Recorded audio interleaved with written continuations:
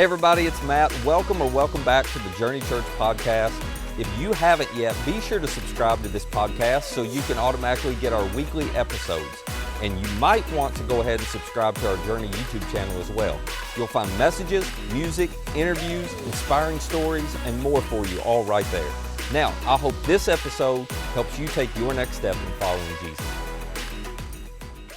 Well, let's jump into part 2 of You're Not the Boss of Me today. I have a question that if I were a mean person, I would stop and pause and make you talk to somebody about this question right here, right now, because I think it'd be hilarious from my standpoint to watch you all wriggle and be uncomfortable with it. But instead of being mean, I'm just going to let you read it on the screen to yourself, and you don't have to say a word to anybody else, because I'll tell you this, I wouldn't want to answer to any of you the answer to this question. But let's take a look at this question. I want you to start with and thinking about, what would you do if you knew you could get away with it? In the first service, somebody laughed out loud, and I was like, there's an evil person. But you guys were all obviously like shocked. And when you read this question, isn't this funny how this question, immediately something came to mind for you? And one lady told me after the first service, she said, yeah, and then 3 or 4 other things followed it real fast. I was like, whoa, slow down. Like, how bad do you want to be, right?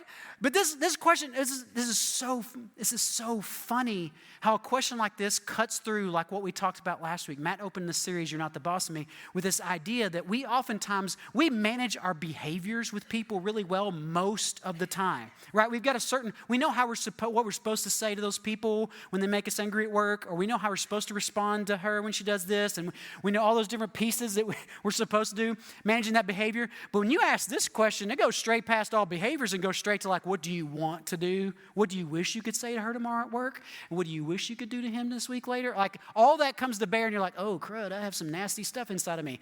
That's the point, right? Last week, let me review, for those of you who weren't here, I'm going to do Matt's message in 5 minutes because I'm much better than him, okay?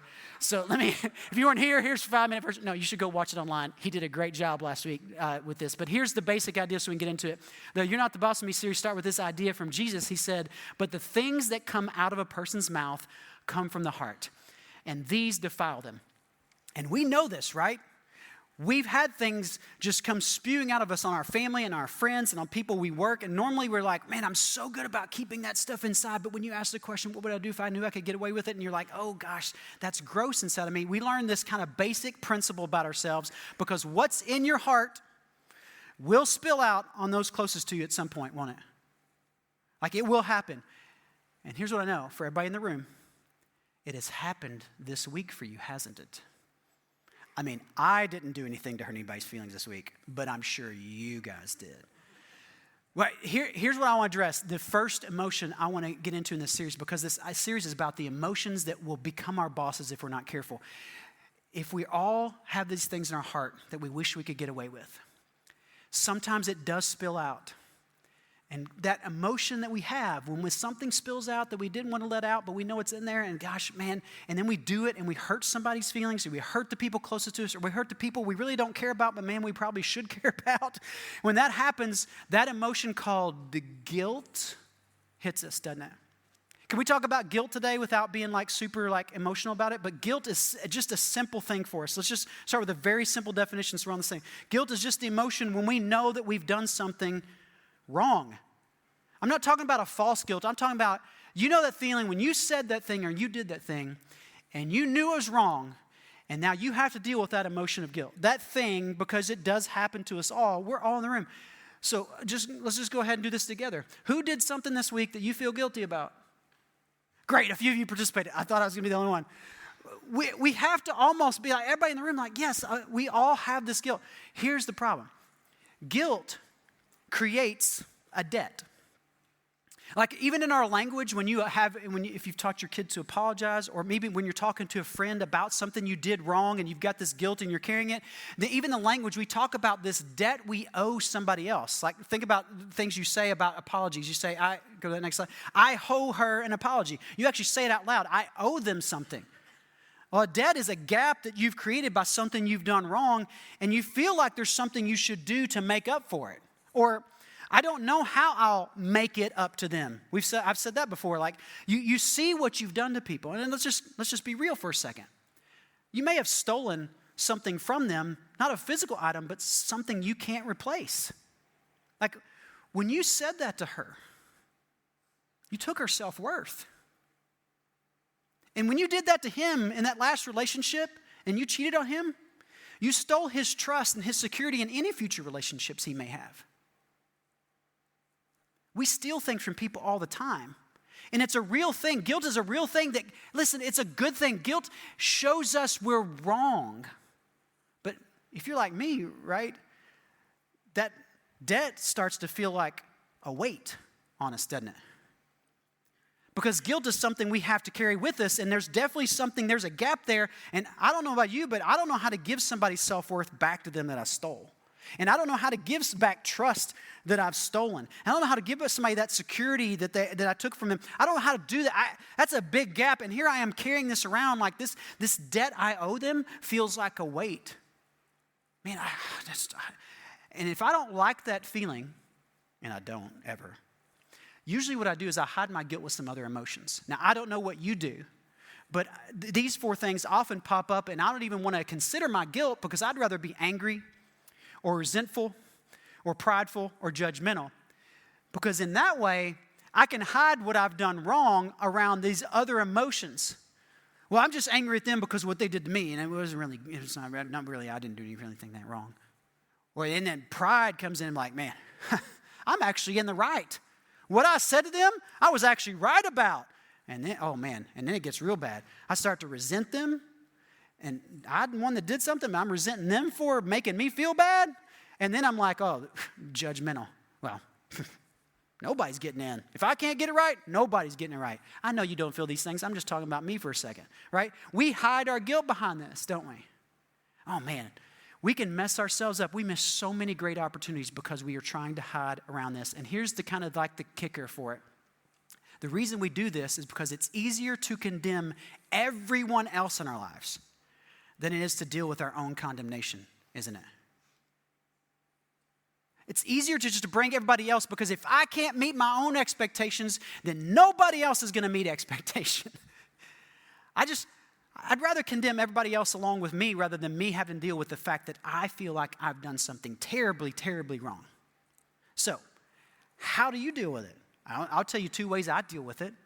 I either deny it outright or I become defined by it. Now, denial is easy. But if guilt is a debt and debt is like a weight, then we feel guilty and we're denying it. It's like we're dragging a weight behind us all the time. Anybody ever done a workout where they tie the weight to your waist and you're supposed to pull something really heavy? Me neither. That's dumb. Right? Pulling a weight, if you deny your guilt though, you know what you're doing? You're saying, it didn't really happen, but it did. So all you're doing is trying to get away from it, but it is dragging you down. And you know what guilt does when you're trying to deny it? It keeps you from thinking good thoughts about yourself. It keeps you from saying you're sorry. I'm not saying I'm sorry. I didn't do anything wrong. You don't do the right thing in the next step. It just clouds everything about yourself. But if you're defined by it, you're not dragging a weight. You're just picking it up and holding it out in front of you. Look at this weight I'm carrying. I did all these wrong things. And everything I do is defined by it.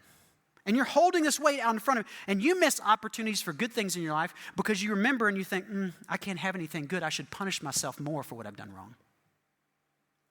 And you have these thoughts about yourself that you would never allow anybody to say about family members in your life, but you think them about yourself. And you carry this weight guilt everywhere. It defines how you approach work. It defines how you approach your spouse. It defines how you approach your next relationship. And all that comes to mind. And guilt is a powerful thing to keep us from pursuing what is healthy in the future because it drags us down one way or the other. Wouldn't it be nice if there were a third option? And of course there is, right? You're like, oh, he's got that. It's not a secret. This is what's so great. This is not a secret. What I'm going to talk about, you guys all know intellectually. But what if this morning we could learn to not let guilt be our boss by taking a third option? Let me tell you about an option that Paul, one of the early followers of Jesus, did himself and then taught himself. He taught it first to himself. He taught it to everybody else. He wrote about it. And it's interesting because if you guys know Paul's story, Paul was originally a guy named Saul. And Saul was not a Jesus follower at all. He was the exact opposite of a Jesus follower. he killed people who followed Jesus. He hunted them down, he found them, he had them stoned to death. This is what he did. This was his job, and he was good at it. And I want you to think about this. One day, Paul was walking down a road, and he was met by Jesus in a dream. He was blinded, and he realizes Jesus was who he said he was, and he did what he said he was going to do, that he died on a cross, and he came back to life. He predicted his own death and then pulled it off. And Paul's like, oh my goodness, Jesus is the real deal. He did this thing. He is the Son of God. He's the Messiah. And Paul has to somehow switch from being a killer of Christians to being around these Christians. I don't know if you've thought about the reality of this.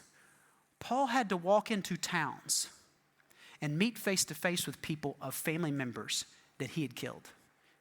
He killed his mom, her brother, and his cousin, and his neighbor. Can you imagine the hurt that when Paul walks into a town, what he's holding, the weight of his guilt is real. And I know some of you are carrying that same guilt, but Paul doesn't deny it. And he doesn't let it define him. So what does he do? He does something completely different. Here's what he does. He says this, therefore, there is now no condemnation for those who are in Christ Jesus. Everybody should smile at that. There's no condemnation. Your guilt does not condemn you. You accept and make Jesus your king instead of guilt your king. And guess what you get? No condemnation. Whoa, Jarrod. Hold up. I know I've heard this story before, but how does that work? Paul explains really straightforward the next few verses. Walk through this with me. He says this, because through Christ Jesus, the law of the Spirit who gives life has set you free from the law of sin and death. Set you free. What did he set you free from? The law and sin and death is what you're dealing with right now if you're carrying your guilt or you're trying to deny your guilt. See, the law and sin and death is this thing that does not let you off the hook. Isn't that interesting? Like the law of sin and death doesn't give you any grace at all. You lied. You stole. You committed adultery. I'm not pointing to you exactly. I'm just pointing. Sorry, that was kind of bad. I shouldn't be pointing. Maybe I should just pull my hands back. Guys, the law of sin and death doesn't give you space. It is what it is. You can't make it better. You can't go back and unadultery and unlie and unsteal. You can't give back somebody's self-worth.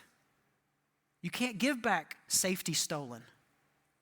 And you're like, what am I supposed to do? Look, just deal with the fact that your wrongs you've been set free from, because there's a different law at work now than the law of sin and death. There's a law of the Spirit. Well, how does that work? How does that set me free? Paul goes on to explain this. He says, for what the law was powerless to do because it was weakened by the flesh, God did. You can't do anything about your guilt and condemnation. You're stuck. So you either drag it behind you or you carry it forward, or the third option is you realize you've been set free because something God did for you. God did what you could not do. He freed you from the weight you're carrying. And I know some of you in the room are like, yeah, I know, I understand that intellectually, like I get it. But how am I supposed to lay this down? What does that look like? How does that work? Listen, God did this, and you know this, by doing one simple thing. And it's what we're all here gathered every Sunday talking about. He said, by sending his own Son in the likeness of sinful flesh to be a sin offering. Jesus' death did an actual thing for you. So if guilt is your boss, it doesn't have to be.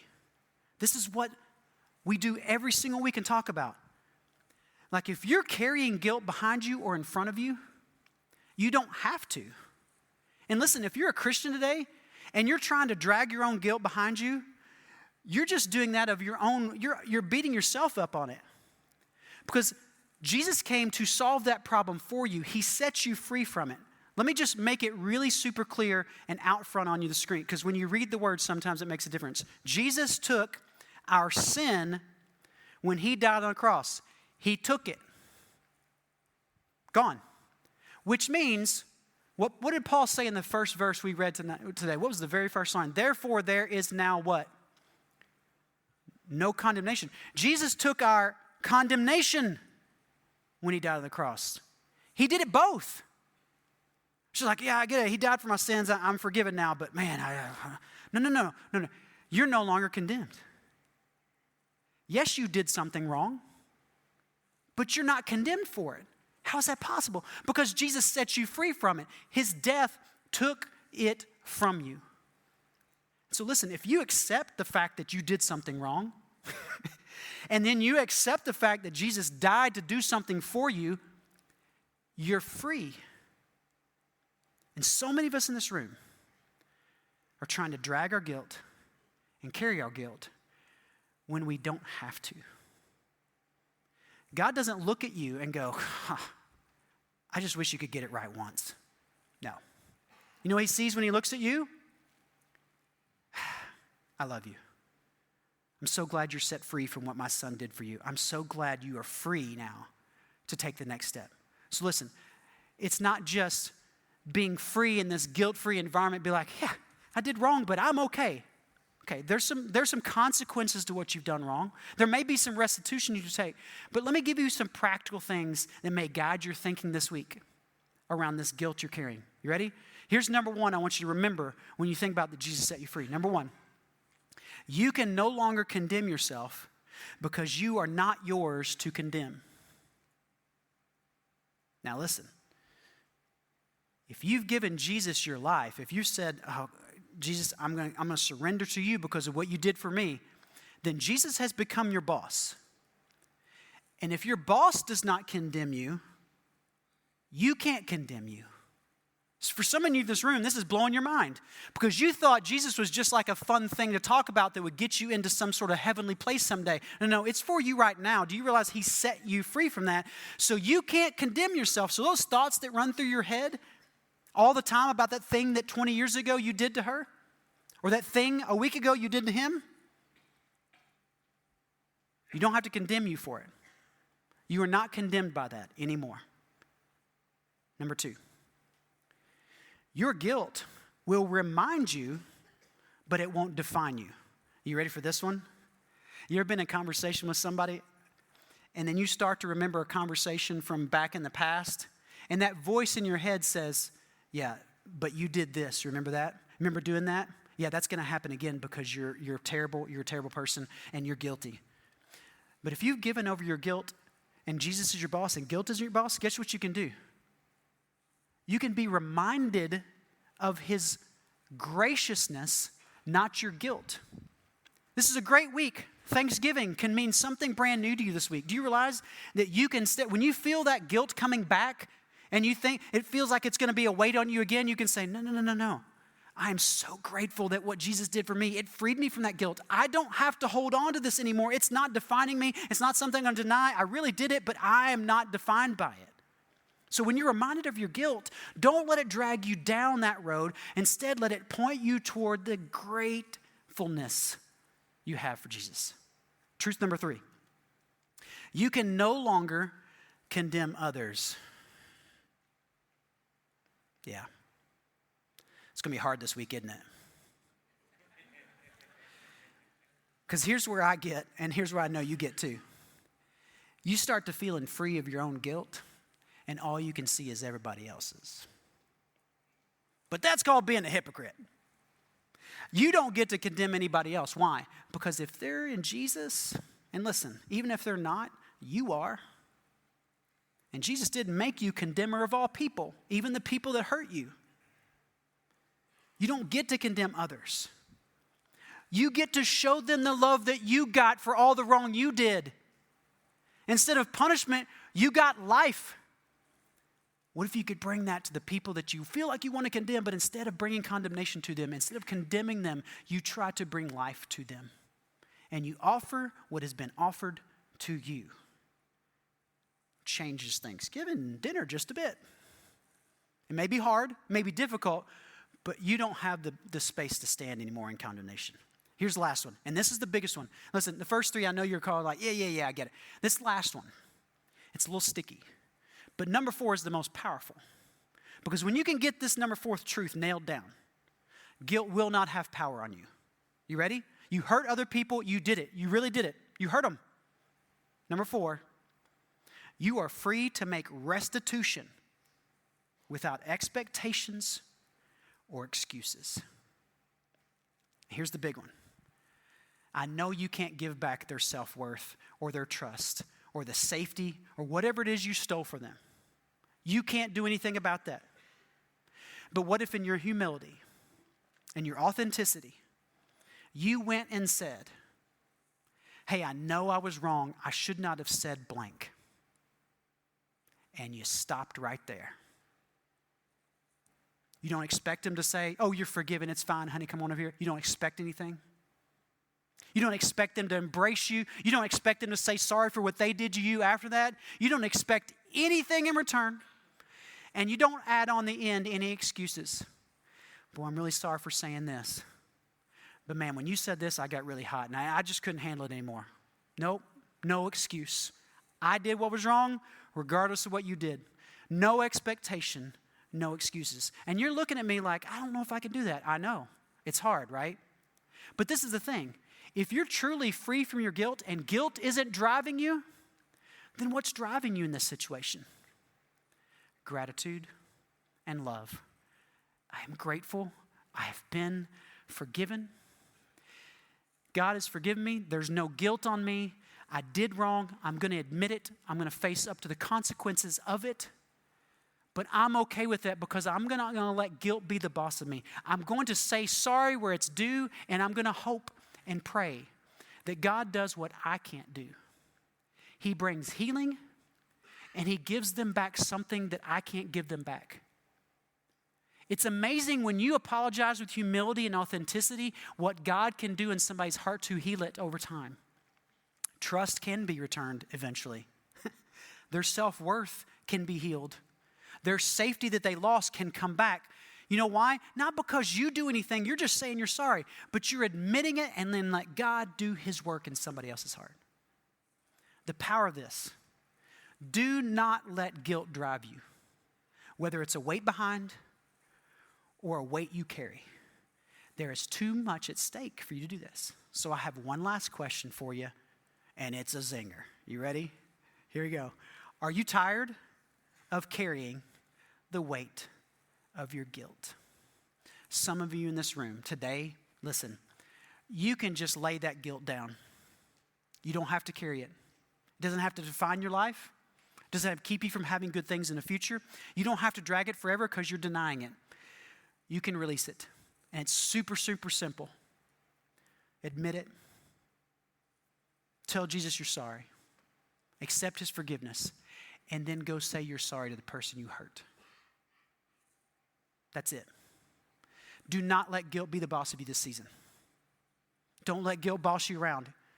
It is not that good of a thing.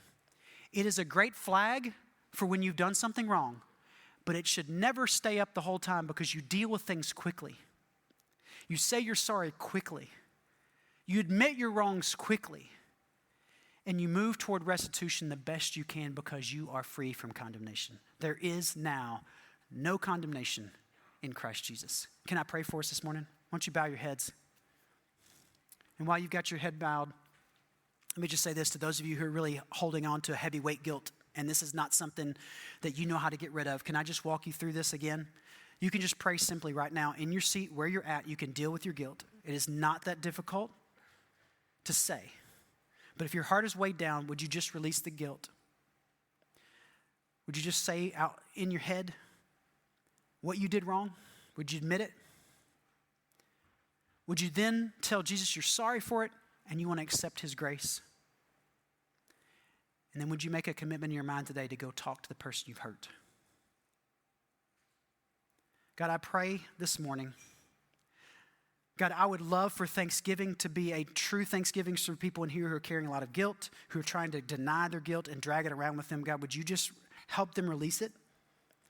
Would you let them give it to you this morning so that your grace and your love for them can be what defines them, not what guilt says about them? God, I pray that for all of us this week, as we make mistakes at all these family gatherings and friend gatherings and work gatherings, God, everything that's going to put pressure on this week to deny our guilt or to let it define us, God, would you just help us to keep short accounts this week, to notice when we've done wrong, to say we're sorry in humility and not make excuses or set any expectations on it, but just to set things right the best we can. God, we do not want guilt to follow us everywhere we go. We want to be free of it so we can be people of love and grace and mercy. Change the people around us for the better. God, we trust you to do in our hearts and in the people's hearts around us to do what we can't do, to restore the best, restore relationships. And God, may forgiveness reign over all this week. In your son's name I pray. Hey, if you'd like more content like this, subscribe to our YouTube channel and download our Journey app to access all of our recent message content. And our app is the easiest way to share this content with a friend. For more information on our church or to find our app or our YouTube channel, just visit journeycalway.com. That's journeycalway.com. Thanks for listening.